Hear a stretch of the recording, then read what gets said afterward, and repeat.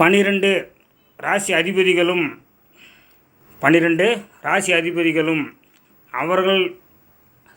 அவர்களுக்கு கொடுக்கப்பட்டிருக்கிற சொந்த வீடுகளில் வசிக்காமல்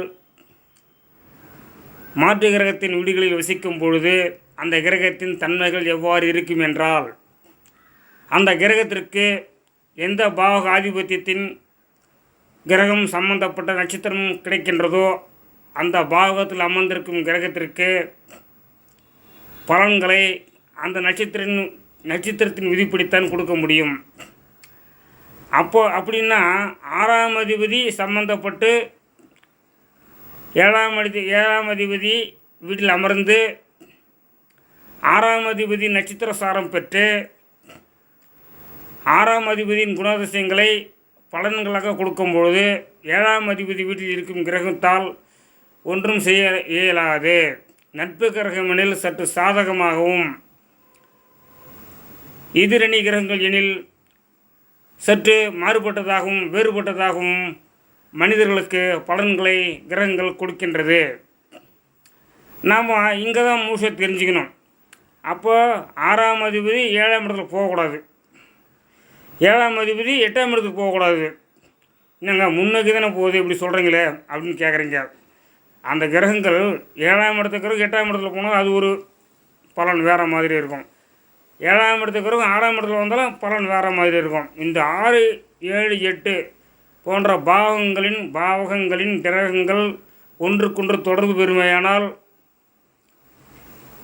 அல்லது நட்சத்திர சாரம் பெற்று இணைந்தே இருக்குமையானால், பரிவர்த்தனை பெற்றாலோ நவம்சத்தில் இணைந்திருந்தாலோ எந்த நிலையில் இந்த கிரகங்கள் ஒன்றுக்கொன்று தொடர்பு ஏற்பட்டு இருக்கும்பொழுது ஜாதகருக்கு கிடைக்கின்ற பலன்கள் சரிங்களா.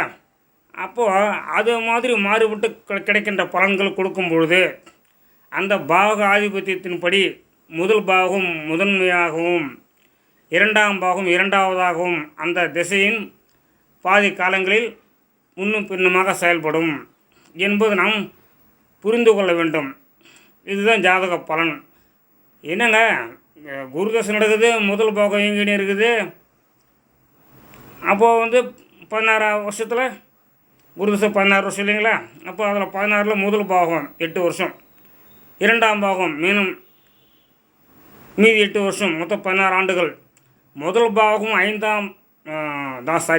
தனுசு வீடு முதல் பாகமாக இயங்கும் பொழுது கிடைக்கின்ற நன்மையான பலன்கள், லக்னாதிபதி சாரம் கொடுத்திருந்தாலும் லக்னத்துக்கு 8ஆம் இடத்தில் குரு சம்பந்தப்பட்டு 5ஆம் பாகத்தில் இருந்து 5ஆம் பாகம் முதன்மையாக அந்த ஜாதகத்தில் குரு தசையாக இயங்கும் பொழுது அந்த ஜாதகருக்கு கிடைக்கக்கூடிய நன்மைகள் மிகவும் வித்தியாசமாக, செயல்காரகன் சனி நீசம் பெற்றதாக இருந்தாலும் கோச்சாரத்தில் ஆட்சி பெற்றுவிட்டால் ஜாதகருக்கு நன்மைகள் கிடைக்கும். அப்போது 5ஆம் பாவத்தில் அமர்ந்த கிரகம் 5ஆம் வீட்டில் இருக்கும்பொழுது ஜாதகருக்கு சொந்த வீடு, பொருளாதார வசதி, சிறப்பான மேன்மையான நன்மைகள் அனைத்தும் நடக்கும் பொழுது நடந்து கொண்டு இருக்கிறது. அந்த பாவகத்தின் பாதி முடியும் வரை அந்த தன்மைகள் ஜாதகருக்கு சாதகமாக இருக்கும். அதே பாவத்தில் அமர்ந்த கிரகம் 8ஆம் பாகம் இயங்க ஆரம்பிக்கும் பொழுது அந்த ஜாதகருக்கு கிடைத்த பொருளாதாரம், மதிப்பு, மரியாதை, சமூக அந்தஸ்து அனைத்தும் குறைந்தோ அல்லது முற்றிலுமாக இழந்தோ காலங்கள் உணர்த்தும். அப்போ பொறுமை என்பது எங்கே கடைபிடிக்க வேண்டும்? திசாநாதரிடம் சென்று நாம் பரிபூர்ணமாக வணங்க வேண்டும். சரி, வணங்கினா இதெல்லாம் கிடச்சிடுமா அப்படின்னா சொல்ல முடியாது.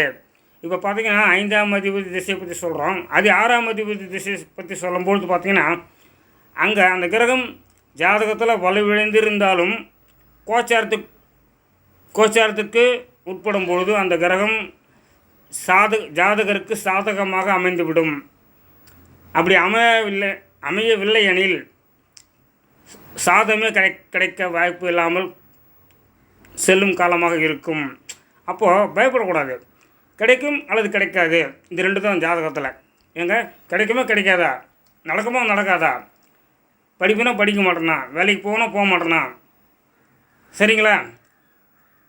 சாப்பாடு காசு பாக்கெட்டில் இருக்கும், முதலாளி அனுப்ப மாட்டார், வேலை அதிகமாக இருக்குது கொஞ்சம் செஞ்சுன்னு ஒரு 3 மணிக்கு மேலே போ நீ சாப்பாட்டுக்கு, அவங்க வந்துட்டாங்கட்டியும், சரியா? அப்படி சொன்னால் பாக்கெட் நிறைய பணம் இருக்கும், ஆனால் நேரத்துக்கு சாப்பிட போக முடியாத ஒரு சூழ்நிலை ஏற்படும். அதுதான் இயலாது கிடைக்காது போகக்கூடிய காலகட்டமாக அமையும். இது ஒரு சின்ன உதாரணம், பெரிய உதாரணம் சொல்லக்கூடாது, சொல்கிறது பற்றி இல்லை. அப்போ புரிந்து கொள்வதற்காக தான் ஜாதகம் அப்படிங்கிறதும் வேறு ஒன்றும் இல்லை இதில். அப்போ 6ஆம் அதிபதி திசை சம்மந்தப்பட்டு ஜாதகருக்கு சாதகமான காலகட்டங்கள் நீங்கும் பொழுது, 6ஆம் அதிபதி வக்கரம் பெறும்பொழுதோ, அதிசாரமாகும் பொழுதோ, வக்கர நிவர்த்தி அடையும் பொழுதோ ஜாதகருக்கு சாதகமான காலங்கள் ஜாதகத்துக்கு ஜாதகம் மாறுபட்டு அந்த பலன்கள் இருக்கும். அந்த கிரகம் இயங்கும். அப்போ இயங்கும்போது என்ன சொல்லணும், நமக்கு எப்படி இருக்குது அப்படின்னு நம்ம தெரிஞ்சுக்கிட்டு மன அமைதி பெறுவதற்கான செயல்பாடுகள் நாம் ஈடுபடணும். அப்போ தான் நமக்கு வெற்றி எளிதில் கிடைக்கும். அதுதான் சொல்கிறது, உங்கள் ஜாதகம் உங்களுக்கே. சரிங்களா? இந்த தலைப்புக்காக தான் இதை பற்றி பேச ஆரம்பித்தேன் ஒரு உதாரணத்தோட. இயல்பாக ஒரு ஜாதகத்தை எல்லா ஜோசியரும் சராசரி பேசலாம். ஆழமாக மிகப்பெரிய உன்னதமாக ஒரு ஜாதகத்தை கையில் எடுத்துக்கிட்டு ஆழமான பலன் சொல்லக்கூடிய தன்மை பொதுவாக ஜோசியர்கள் இருக்கும். அப்போது ஒரு மனுஷனை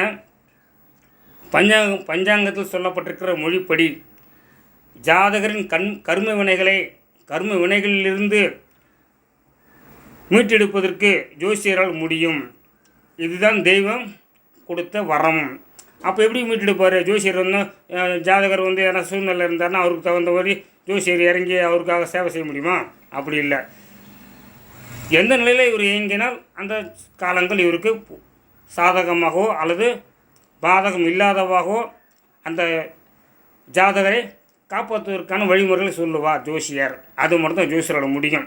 ஏன்னா மீதெல்லாம் இறைவன் கொடுக்கின்ற வரம் செயல்பாடுகள் அனைத்தும் இறைவன் வரம் கொடுக்கிறார், ஒரு மனிதனுக்கு இப்படி தான் நீ வாழணும் அப்படி சொல்லி.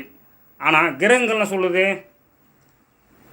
இது என்னுடைய காலம், இது என்னுடைய திசா காலம், என்னுடைய புத்தி காலம், என்னுடைய அந்தரம் அப்படி சொல்லும்பொழுது இந்த காலத்திற்குட்பட்டு தான் ஒரு கிரகம் இயங்கும். அந்த கிரகத்துக்கு கொடுத்த நட்சத்திரத்தின் விதிப்படித்தான் அந்த கிரகம் இயங்கும். அந்த பாவகத்தின் முதல் பாவகம் எப்படி இயங்குகிறதோ அதுக்கு மாறுபட்டதாக அதனுடைய மற்றொரு வீடான இன்னொரு பாவகம் இயங்கும். 2 ஆதிபத்தியத்துக்குட்பட்ட ஒரு பாவகம் இப்படித்தான் இயங்கும். ஒரே பாவகம் தான் இருக்குது அந்த கிரகத்துக்கு. சந்திரனுக்கு ஒரு வீடு, சூரியனுக்கு ஒரு வீடுங்க. அப்போ அந்த ஆதிபத்தியம் எப்படி இருக்குன்னு சொன்னாக்கா, சந்திர தசை நடக்குதுன்னா 10 வருஷம் அந்த முழுசாக அந்த சந்திர தசை அந்த பாவகத்தில் இயங்கும். அந்த பாவகம் இயங்கும். சந்திரன் மாறிட்டே இருப்பார், நட்சத்திரம் மாற தினசரி அவர் மாறிட்டு தான் இருப்பார். அப்போ அந்த பாவகம் சந்திரனுடைய பாவகம் இயங்கும், சூரியனுடைய பாவகம் இயங்கும். அப்போது கோள்கள் கொடுக்கின்ற பலன்களுக்கு கோள்களின் நட்சத்திரங்கள் கொடுக்கின்ற வழி. அப்போ ஒரு செயல்கள் நடக்கணும் அப்படின்னு சொன்னால் அந்த நட்சத்திரம் அதுக்கு வழிவிடணும். சரிங்க, புதனுக்கு குரு சாரம் கொடுத்துக்கிறாரு, சரிங்களா, ஏ டீம் பி டீம்.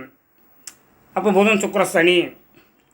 அப்போ ஒரு லக்னக்காருக்கு இந்த கிரகங்கள் லக்ன சுபர்களாக இருக்காங்களா, லக்ன பாவிகளாக இருக்கிறாங்களா அப்படின்னு நம்ம ஒரு ஜாதகத்தை ஆராய்ச்சி பண்ணும்பொழுது அஷ்டமாதிபதிகளாலேயோ 6ஆம் அதிபதிகளாலேயோ மறைவுஸ்தானங்களாலேயோ ஜாதகருக்கு நன்மைகள் ஏற்படுவதற்கு காலங்கள் வழி கொடுக்க வாய்ப்பு இல்லை. அதற்கு மாறாக நல்ல ஜாதகம் கொடுத்து விஷயம் அவர் அந்தளவு நல்ல புண்ணியம் நல்லா இருக்கிறாரு அப்படின்னு சொன்னாக்கா இந்த பாவங்கள் மறைவுஸ்தானங்களும் இந்த ஆதிபத்தியக்குட்பட்ட பாவங்களும் இயங்கும் பொழுது மத்தியமமான பலன்களையோ அல்லது இதுக்குட்படாத ஒரு ஜாதகமாகவோ இயங்கும். அப்போ ஜாதகருடைய ஜாதகம் நல்லா இருக்குதுன்னு சொன்னாக்கா அவர் ஜெயிச்சிருவார் அந்த இடத்துல.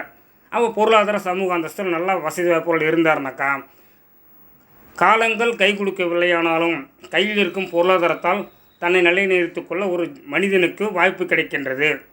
அப்போ கிரகங்கள் அந்த இடத்துல முழுசாக சொல்லக்கூடியன்னு சொன்னாக்கா நட்சத்திரங்கள் அங்கே செயல்பட்டு அந்த ஜாதகருக்கு நன்மைகள் செய்து விடுகிறது இல்லைங்களா? அப்போ கடவுள் தந்த வரம் அப்படிங்கன்னு சொல்லும்போது, ஏன்னா இந்த உலகத்தில் வந்து மனுஷனுக்கு பொருளாதாரம் தானங்க பெரிய விஷயமா இருக்குது. நீ எங்கே எந்த வகையில் ஜாதகத்தை பார்த்தாலும் எந்த வகையில் சுற்றி வச்சு வந்தாடுறோம்னு வச்சாலாம் பணம் என்கிற ஒரு தேவை, பொருளாதாரம் என்கிற ஒரு அத்தியாவசியமான தேவை என்பதை முன்னிறுத்தியே நம்ம தினசரி தூங்குகிறோம், எழுந்துக்கிறோம். ஞாபகம் அங்கே தான் இருக்குது. சரிங்களா? அப்போது நம்ம அதை நோக்கி தான் போகணும் இல்லைங்களா? அப்போ செயல்காரன் ஆகிய சனி பகவான் எப்படி இருக்கணும்? இப்போ ஆட்சி வீட்டில் இருக்கிறாரு, வக்கரமாக இருக்கிறாரு, அப்புறம் வக்கர நிவர்த்தி ஆவார், அதிசாரம் ஆவார். இதெல்லாம் வந்து கிரகங்களின் நடைமுறை. அப்போது சுக்கிரன் அஸ்தமனம் ஆகிறதா? சரிங்களா? எங்கே அஸ்தமனம் ஆகிறது? சூரியன் கிட்ட கிரகங்கள் அஸ்தமனம் ஆகும். புதன், சுக்கிரன், இது மாதிரி கிரகங்கள் அஸ்தமனம் காலங்களில் வந்து மாறுபட்ட பலன்களை கொடுக்கும். அது ஒன்றும் அந்த ஒன்றும் பெருசாக ஒரு பாதிப்பு ஒரு மனுஷனுக்கு கொடுக்க வாய்ப்பே கிடையாது. அப்போ நீசம் பெற்ற கிரகங்களோட ஒரு மனுஷன் நல்ல நிலையில் இருப்பான். பார்த்தீங்கன்னாக்கா நான் எனக்கு தெரிஞ்சு பார்த்துருக்கிறேன். போதும் நீசமாக தான் மிகப்பெரிய கல்வி மானாக இருக்கிறாங்க, மிகப்பெரிய சிந்தனையாளராக இருக்கிறாங்க. அதுமாதிரி ஜாதகர்கள்லாம் நான் பார்த்துருக்குறேன். நல்லா பேசுவாங்க. போதும் நீசமாக இருக்கும், பார்த்தா நல்லா பேசுவாங்க. போதும் ஆட்சி விஷயமாக இருக்கும், பார்த்தா அங்கே பொருளாதார தன்மை மந்தமாகவும் கஷ்டமாகவும் இருப்பாங்க. ஆனால் படிச்சிருப்பாங்க, வறுமையில் இருப்பாங்க. அப்போ இப்போ எனக்கே சொல்கிறேன், ஜென்ரலாக எனக்கே புதன் உச்சமாக ஆயிடுச்சுனாக்கா என்கிட்ட காசு பணமும் இப்போ ரொம்ப கஷ்டப்படுவோம். 10 ரூபா கூட இருக்காது என்கிட்ட. நான் சிரமப்பட்டு எங்கள் அப்பாட்டையோ எங்கள் வீட்டில் மனைவிட்டையோ அம்மா கிட்டே கேட்டுன்னு இருப்பேன். காசு இல்லாத தடுமாடுவோம். தொழில் ஸ்தானம் கெட்டுப்போயிடும். அந்த இடத்துல அந்த காலகட்டங்களில் குறைஞ்சி போயிடும் மதியமாக. அப்போது ஒரு கிரகத்தால் கொடுக்க முடியாத பலன்களை எந்த விதத்திலும் வேறு யாராலும் கொடுக்க முடியாது. ஜோசியரால் கொடுப்பாரு நினைக்கிறீங்களா? வாய்ப்பே இல்லை. ஜோசியருக்கே தடுமாட்டி நிற்பார். என்ன சொல்லிக்கிறான், இது ஏன் தன்னைத்தானே குறைச்சி பேசிக்கிறேன்னு சொன்னால், நானும் மனுஷன் தானே. இப்போ ஜோசியர் எனக்கு மட்டும் நான் நேரடியாக வந்து கூரை வீட்டில் இருக்கிற ஜோசியர் அப்படியே கூரை பிச்சு கொட்டும், ஜோசியர் நல்லா இருக்கிறாருன்னு சொல்ல முடியுமா? வாய்ப்பே இல்லை. அப்போது கொடுக்குறதையும் கூரை பிச்சு கொட்டுன்னு சொன்னாங்க. கூரை வீடு எங்கள் வீடு இருக்கும்போது கூட அப்படி கொட்டலாம். இப்போ வாடகை வீட்டில் தான் இருக்கிற, அது மட்டும் வீடு, அதை கொட்டமும் வாய்ப்பு இல்லை. காங்கிரீட் வீடுக்கார விட மாட்டார். ஏன்னா அப்போ ஜாதகம் அப்படிங்கிறது பொருளாதாரத்தை சார்ந்து மனுஷன் வாழ்ந்தாலும் கிடைக்கக்கூடிய சந்தேகங்களுக்கும் கிடைக்க வேண்டிய பொருளாதார மேன்மையும் அபிவிருத்திகளும் சமூக அந்தஸ்தும் அப்போ இதெல்லாம் சிறப்பாக இருக்கணுங்க அப்படின்னா மனுஷன் நல்லா வாழணும் அப்படிங்கிற ஒரு எண்ணத்தை நோக்கி தான் ஒரு மனுஷன் ஒவ்வொரு மனுஷனும் செயல்படுறோம். நான் கூட அப்பா இந்த வருஷம் நல்லா இருக்கணும் பார்ப்போம். உடனே பஞ்சாங்கத்தை திறந்து பார்த்தா தெரியும். அந்த நட்சத்திர பலன்கள் நேரம் அந்த காலங்களை சொல்லும். அது என்ன ஆதாயம் விரயம் ஆண்டு பலன்களில், அப்புறம் கந்தாய பலன், இந்த மாதிரி காலங்களில் நம்ம பிரித்து பார்க்கும்பொழுது ஒரு நட்சத்திரம் ஒரு ராசி அப்படின்னு பார்க்கும்பொழுது லாபம் நஷ்டம் அது மாதிரி கொஞ்சம் சில வித்தியாசமான பலன்களை சொல்லியிருப்பாங்க. அப்போ இத்தனை ஆயிரம் பேர், இத்தனை லட்சம் பேர், இத்தனை கோடி பேர் இருக்கிறோம், இத்தனை ராசி பேர் தான் மொத்தமாக இருக்கிறாங்க அப்படின்னு இத்தனை பேருக்கு இப்படி தான் நடக்கும்போது இது மாதிரியே வாய்ப்பு இல்லைங்களா சாமின்னு சொன்னாக்கா, அவரவர் சொந்த ஜாதகத்தில் உள்ள நட்சத்திர சாரத்தின்படி ஜனகால ஜாதகத்தில் இருக்கிற எந்த திசையில் பிறந்திருக்கீங்களோ தொட்டு வரும் கிரகங்களின் தசாபுத்தி காலங்களில் கிடைக்க வேண்டிய நன்மைகள் பெரிதாகவோ அல்லது எளிதாகவோ சற்று குறைவாகவோ உயர்ந்தபட்சமாகவோ எப்படி ஒன்றும் இருக்கலாம்.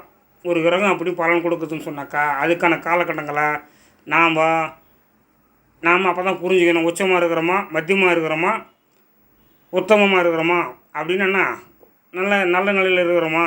அப்போ திருமண பொறுத்து எழுதுவாங்க உத்தமம் மத்தியமம் அப்படின்னு எழுதுவோம். அதுக்காக சொல்ல வரேன். அந்த மாதிரி காலங்களில் வந்து நமக்கு வந்து நம்ம தெரிஞ்சுக்கின்னு நிம்மதியாக வாழறதுக்கு தான் இந்த ஜாதகமும் பஞ்சாங்கமும் அறிவியலும் கணிதமும் சயின்ஸ் ப்ளஸ் மேக்ஸ் = அஸ்ட்ராலஜி. அப்போது இதுதான். இதை தவிர அங்கே ஜாதகம்னு சொல்கிறது கேட்கறதுக்கு மிக பெருசாக ஒன்றும் இல்லை. வரவங்கள பார்த்தீங்கன்னா மிகப்பெரிய சந்தேகத்தோடு வந்து நிற்பாங்க. நானே சின்ன வயசில் அப்படி தான் போய் ஏன்னா கேட்கும்போது நான் நிறைய பேர் நான் வந்து பொதுவாக எனக்கே இந்த ஜாதகத்தில் சின்ன வயசில் நம்பிக்கை கிடையாது. எங்கள் அப்பா தான் இந்த சம்மந்தமாக அதிகமாக இருப்பார், அதிக வருஷமாக எடுத்து பார்த்துட்ருப்பார். ஆனால் அதை பற்றிலாம் சில நம்ம வீடியோவில் சேனலில் சொல்லியிருப்பேன். அதை மாதிரி நம்பிக்கை அப்படிங்கிறது நாம் கடவுள் மேலே வைக்கிறோம். கடவுள் மனுஷனை நம்ம நல்லபடியாக படைச்சிக்கிறோம், நல்லபடியாக ஒழுங்காக இருப்போம்னு சொல்லிட்டு கடவுளும் கடவுள் நினைக்கிறார் மனுஷன் நல்லா இருப்பான், ஒழுக்கமாக இருப்போம், ஒழுங்காக இருப்பான்னு நினைக்கிற கடவுள். நாம் இப்படி ஒன்று இருக்கிறோம். ஆக பஞ்சாங்கத்தின் நிலைப்பாடு என்ன, கிரகங்களின் செயல்பாடுகள் என்ன, கடவுள் கொடுத்த வரம் என்ன, அப்போ உங்கள் ஜாதகம் உங்களுக்கே அப்படின்னு சொல்லக்கூடிய ஒரு வார்த்தை பார்த்திங்கன்னா, இதுக்கு முன்ன போட்ட வீடியோக்கெல்லாம் பார்த்தோம். ஜாதகம் வெற்றி அப்படின்ற தலைப்பில் நான் வீடியோவுக்கு தலைப்பு கொடுத்துருந்தேன் ஜாதக ரீதியாக பேசும்பொழுது. அதுக்கு கொஞ்சம் சின்ன ஒரு மாறுதல் ஏற்பட்டுச்சு. அதற்காக என்ன பண்ணேன் நான், இப்போது உங்கள் ஜாதகம் உங்களுக்கே அப்படின்னு இரண்டாவதாக அதுக்கு இணையான ஒரு தலைப்பு இவ்வளோ நாளாக கொஞ்சம் தேடிக்கின்னு இருந்தேன். அதுக்காக கொஞ்சம் சிறிது காலம் இடைவெளியும் சொந்த வேலை காரணமாகவும் ஜாதக ரீதியான வீடியோக்களை நான் பதிவு செய்ய இயலாமல் போனது. ஜோதிட கருத்துக்கள் இங்கே இருக்குது, ஒன்றும் குறையில்லை. ஆடையில் ஒழுக்கமும் அறிவில் ஜோதிடமும் ரெண்டும் கடவுள் கொடுத்த வரம் எனக்கு.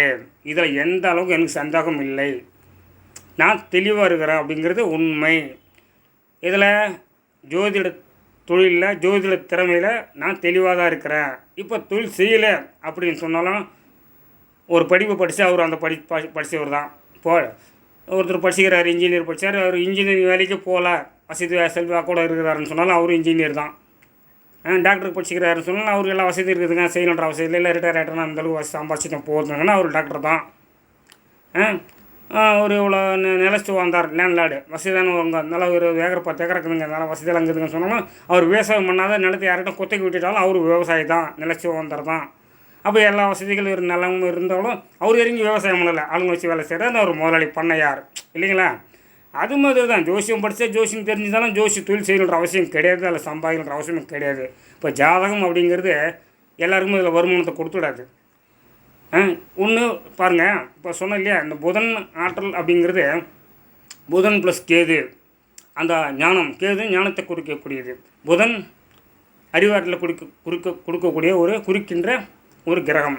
அப்போ இந்த ரெண்டு சம்மந்தப்பட்டு கூட ஒரு மனுஷனுக்கு இந்த தொழில் வரலன்னு சொன்னாக்கா அது என்ன ஜாதகம் என்று இல்லைங்களா. பார்த்தா புதன் வர்க்கோத்தம ஸ்தானத்தில் 10ஆம் இடத்துல இயங்குறாரு அப்படி அப்படி ஜாதகத்தில் பக்காவாக இருந்து கூட அந்த திசையோ அந்த புத்திலையோ அந்த அந்தரம் சம்மந்தப்பட்ட காலங்கள்லையோ என்னுடைய பொருளாதாரம் என்பது இன்றியமையாதது இல்லை, அதான் உண்மை.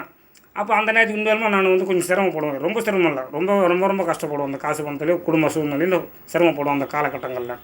அப்போ புதன் வர்க்கோத்தமாக இருக்கிறவருக்கு கூட இந்த கல்வி ஸ்தானத்தால் ஒரு வருமானத்துக்கு கிடைக்கல, அப்போ படிப்பால் இவருக்கு ஒன்றும் கிடைக்கலன்னா எனக்கு அப்படின்னா ஒரு ஸ்தான பலத்துக்காக சொல்கிறான் இல்லைங்களா. அப்போ இல்லைனா இவ்வளோ விஷயம் பேசுகிறேன், நீயா இதை பேசுகிறேன்னு சொல்லி கேட்கக்கூடாது. தெரிஞ்சவன் தெரியாதவங்களுக்கு சொல்லணும், இருக்கிறவங்க இல்லாதவனுக்கு கொடுக்கணும். எப்படியோ உதவி செய்கிறியோ எப்படி ஒன்று பண்ணுறியோ அதுவும் சொல்லணும். இதை சொல்கிறதுனால 4 பேர் நீங்கள் கேட்கறதுனால உங்களுக்கு இதை பற்றி தெரிய வரும். அறிவியல், கணிதம், இது ரெண்டும் சேர்ந்து தான் பஞ்சாங்கம். இயற்கை கிரகங்கள் பார்த்தோன்னா நிலம், நீர், காற்று, ஆகாயம், நீர், இந்த 5 பஞ்சாங்கம் 5 விதமான பஞ்சாங்கத்தை நம்ம இது தான் படிக்கிறோம், கேட்குறோம், பார்க்குறோம், ஜாதகத்தை கொடுத்து கேட்குறோம். இப்படிப்பட்ட காலங்களை உணர்ந்து நம்ம தெரிஞ்சுக்கிறோம். இதுக்கு தான் ஜாதகன்றது. அப்போது உங்கள் ஜாதகம் உங்களுக்கே அப்படின்னா உங்கள் ஜாதகத்தில் என்ன இருக்கோ அதை தான் சொல்ல முடியும். ஜோசியர் மாற்றி சொல்கிறதோ அதிகப்படுத்தியோ குறைச்சோ சொல்ல முடியாது. ஒன்று செய்யலாம். கஷ்டமான காலகட்டங்களாக ஜாதக நோட்டை பார்த்தோன்னு தெரிஞ்சு போச்சு சொன்னால் வந்தவங்களுக்கு ஒன்றும் சொல்லாத நோட்டை முடிச்சு கையில் கொடுத்துட்டு நல்லா இருப்பீங்க போயிட்டு வாங்கன்னு வாழ்க்கை அனுப்பிடலாம். இதை தவிர ஜோசியர் ஒன்றும் செய்ய மாட்டாங்க. இது தான் உண்மையான கணக்கு. கடைசியாக போதுன்னு ஏதாவது ஒன்று சொல்லிடவே முடியாது. நான் என்னுடைய கருத்து அதுதான். நீ கொடுக்காத போ, நல்லா இல்லையா பார்த்துடணும் முன்னோட்ட முடிச்சு கையில் கொடுத்துருவான் வராத. தொழிலே செய்யலை சொல்கிறேன், செய்கிற காலத்தில் அப்படி தான் நடந்துங்கண்ணே. நான் நோட்டு இல்லைன்னா நான் பலனை சொல்கிறது கிடையாது. நோட்டு நீ கொடுக்கலாம் நான் சொல்லவே மாட்டேன், எனக்கு தெரியாது. கோச்சாரமாக சொல்லணும், அந்த ஆச்சாரம் எனக்கு வேணாம், எனக்கு வேண்டாம் அந்த வேலை, நீ கிளம்பு அப்படின்னு. அப்போது இந்த விட்டு நான் தொழில் விட்டாச்சு, அது செய்யலை. அப்போது தெரிஞ்சவங்களுக்கு சொல்கிறதுக்கு அவசியம் பெரிய விஷயம் இல்லை. அவங்க கற்றுக்கிறதுக்காக தெரிஞ்சவங்க நிறைய படிப்பாங்க. தெரியாதவங்க கேட்டு தெரிஞ்சுக்கிறதுக்கு இது போன்ற எனக்கு தெரிஞ்ச ஒருத்தர் இருக்காரு, தொடர்ந்து நிறைய ஜாதக சம்மந்த வீடியோவோ பார்ப்பார். ஆச்சரியமாக இருக்கும். நானே அவர் வேறு துறையில் இருக்கிறாரு, இருந்தாலும் இதேமாரி தொடர்ந்து பார்ப்பார், சேனலில் பார்ப்பார். நான் அதுமாரி பார்த்தேன்னாக்கா கருத்துக்கள் உள்வாங்கிறதுக்காக தான் பார்ப்பேன். அதை காப்பீடிக்கலாம் முடியாது யாராலையும். ஏன்னா அது அவங்கவுங்களும் ஒவ்வொரு கருத்து இருக்கும். ஆனால் ஜோதிட விதிகளை மாற்றியோ சொந்த விஷயத்தை சொந்தமாக சொல்லிட முடியாது. ஜாதகத்தில் ஜோதிட விதிகளை மீறி ஒரு ஜோசியர் பேச முடியாது. பேசினால் அது ஜாதகமாக இருக்காது. அவர் தான் உண்மையான ஜோதிடர். இது எல்லாருக்கும் தெரிஞ்ச ஒரு கருத்து. சரிங்களா? நன்றி நண்பர்களே. ரொம்ப நாளாக ஆச்சு பேசி. இப்போ தான் கொஞ்ச நேரமாக பேசியிருக்கிறேன். கொஞ்சம் பொறுமையாக கேட்டு புரிஞ்சுக்கிங்க, இதை தெரிஞ்சுங்க. எனவே உங்கள் ஜாதகம் உங்களுக்கே. நன்றி, வணக்கம்.